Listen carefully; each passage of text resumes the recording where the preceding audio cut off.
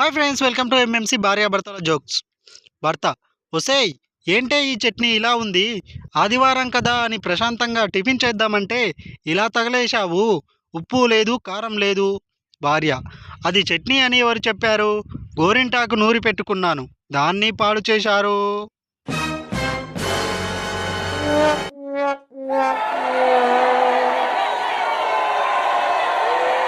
సుధీర్: ప్రియా, పెళ్ళైన తర్వాత కూడా నేను ఇలాగే నిజాయితీగా ఉంటాను. ప్రతి విషయం నీతో పంచుకుంటాను. ప్రియా: పెళ్ళైన తర్వాత ఖచ్చితంగా నేను నీ బాధలు పంచుకుంటాను.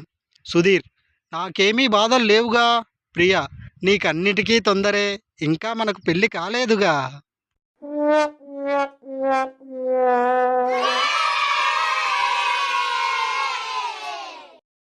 ఆఫీస్ నుంచి వచ్చిన భర్తను భార్య పరిశీలనగా చూసింది. భార్య: ఏంటి, ఈ మధ్యన మీ షర్టుపై తల వెంట్రుకలు ఉండడం లేదు? భర్త: పోనీలే, ఇప్పటికైనా నీ అనుమానం తీరిందా? భార్య: ఇప్పుడే మొదలైంది, మర్యాదగా చెప్పండి, దానికి ఏ షాంపూ కొనిచ్చారో.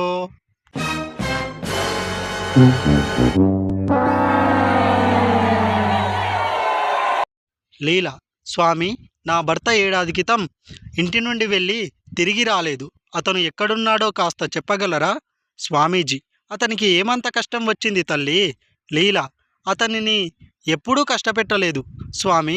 రోజూ జస్ట్ బట్టలు ఉతికి, వంట చేసి, ఇల్లు ఊడ్చి, గిన్నెలు తోముకొని, పిల్లలను స్కూల్లో దింపి, ఆఫీస్కి వెళ్ళి, సాయంత్రం వచ్చాక పిల్లలకు స్నానాలు చేయించి, వంట చేసి అందరికీ పెట్టి పడుకునేవారంతే.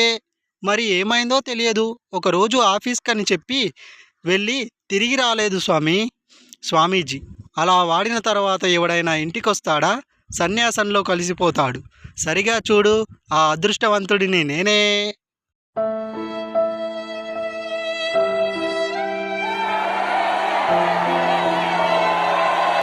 ఒక భార్య తన భర్తను ప్రేమించినంతగా పిల్లల్ని కూడా ప్రేమించదు.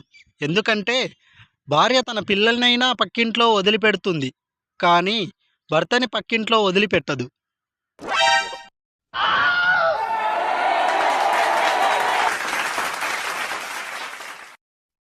తండ్రి: ఎప్పుడూ టీవీ చూస్తూనే ఉంటావా? టీచర్తో చెప్పనా? కొడుకు: ఎప్పుడు చూసినా టీచర్ గురించి మాట్లాడుతున్నావు, మమ్మీకి చెప్పమంటావా?